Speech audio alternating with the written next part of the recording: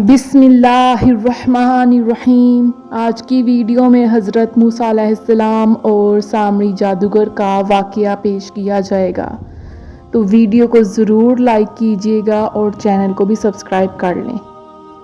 Video کو شروع کرتے ہیں۔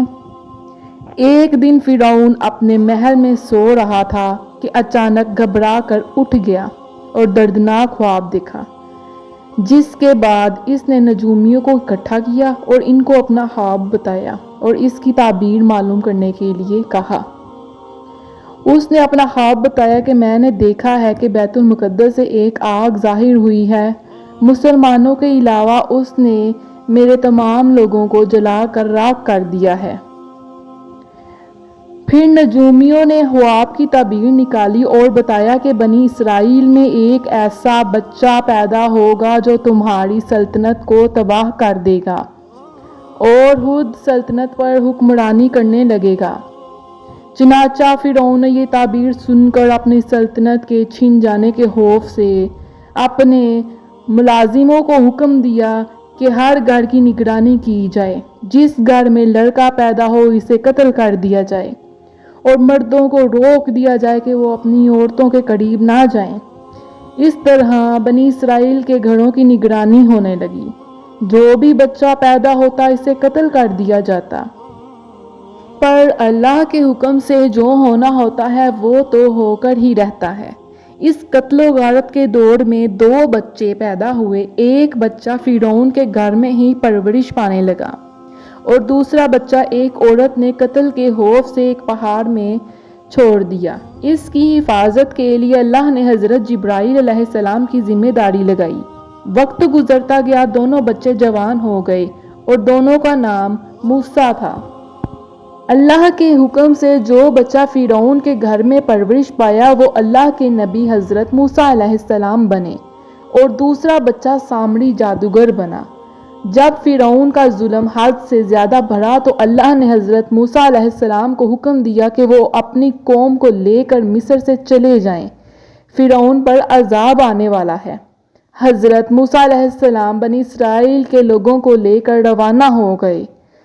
جب آپ مسلمانوں کو لے کر دریائے نیل پر پہنچے تو فرعون کو خبر ملی کہ موسیٰ علیہ السلام اپنی قوم کو لے کر جا رہے ہیں، تو فوراً اپنے لشکر کو حکم دیا کہ موسیٰ کو اور مسلمانوں کو قتل کر دیا جائے۔ پھر جب مسلمان اور فرعون کا لشکر دریائے نیل کے کنارے پہنچ گیا تو آپ علیہ السلام نے اللہ سے دعا کی اور دریا سے راستہ طلب کیا۔ اللہ تعالیٰ نے ارشاد فرمایا کہ اپنے عصا کو دریائے نیل کے کنارے پر مارو، تو جب آپ نے ایسا کیا تو دریا سے ایک راستہ نکل آیا۔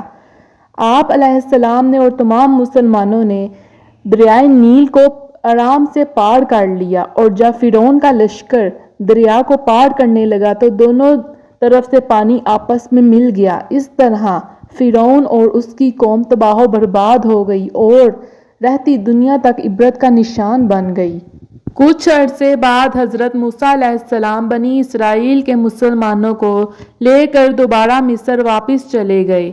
اللہ نے آپ کو تورات دینے کا بھی وعدہ کیا تھا۔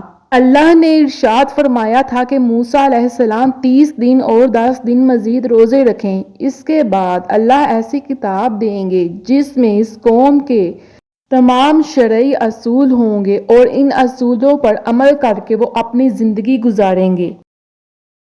چنانچہ آپ علیہ السلام نے اپنے بھائی ہارون کو مسلمانوں پر خلیفہ مقرر کیا اور خود اللہ کا حکم پورا کرنے کے لیے کوہ طور پر چلے گئے اور عبادت میں مشغول ہو گئے۔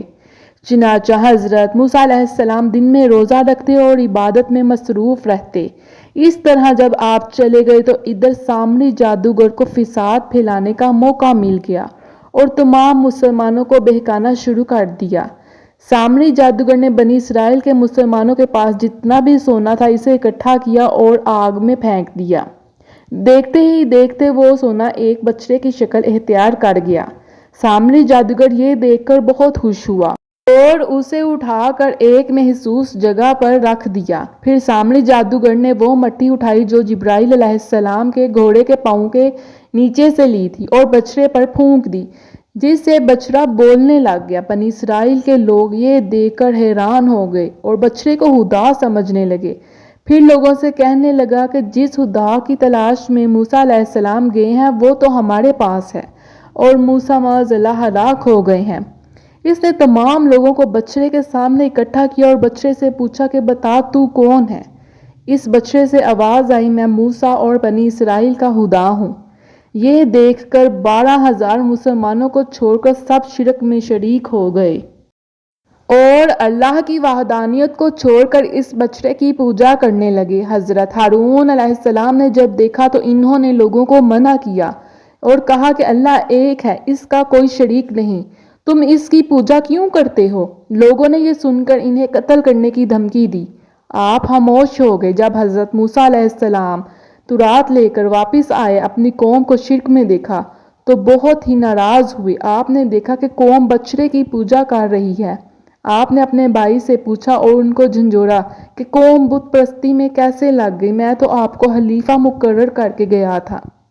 آپ نے کہا میں نے بہت روکا مگر لوگ مجھے قتل کرنے پر آ گئے، اور سارا واقعہ سنایا جس کا ذمہ دار سامری جادوگر کو ٹھہرایا۔ آپ علیہ السلام نے جادوگر سے کہا کہ یہ شرک کیوں کر رہے ہو اور کیوں شروع کیا؟ تو اس نے کہا میں نے یہ شرک اپنے نفس کو ابھارنے کے لیے کیا ہے، اور یہ بچڑا ہی اب ہمارا رب ہے، ہم اس کی ہی پوجا کریں گے۔ یہ سن کر حضرت موسیٰ علیہ السلام نے سامری جادوگر کے لیے بد دعا کی۔ اللہ نے اسے ایسی بیماری میں مبتلا کر دیا کہ وہ سب سے یہی کہتا پھرتا تھا کہ میرے قریب نہ آنا اور مجھے ہاتھ نہ لگانا۔ اس بیماری سے اگر سامری جادوگر کو کوئی ہاتھ لگاتا تو وہ بہت زیادہ بخار میں مبتلا ہو جاتا۔ اس طرح سامری جادوگر جنگلات میں چلا گیا اور بیماری کے ساتھ بھٹکتا رہا اور تڑپ تڑپ کر ہلاک ہو گیا۔ حضرت موسیٰ علیہ السلام نے بچڑے کے ٹکڑے ٹکڑے کر دیے۔ اس کے بعد آپ نے دعا کی اور مسلمانوں کے لیے معافی طلب کی۔ اللہ تعالیٰ نے ارشاد فرمایا، تمام وہ لوگ جو اس شرک میں مبتلا تھے وہ اپنے عزیز و اقارب اور رشتہ داروں کو اپنے ہاتھوں سے قتل کریں، پھر ہی ان کو معافی ملے گی۔ اس طرح تمام لوگوں نے ایک دوسرے کو قتل کر دیا، اور جو لوگ اس گناہ میں اس شرک میں مبتلا تھے وہ ہلاک ہو گئے۔ اللہ تعالیٰ سے یہی دعا ہے کہ ہمیں شرک سے بچائے اور اللہ کی وحدانیت پر یقین رکھنے کی توفیق عطا فرمائے۔ آمین۔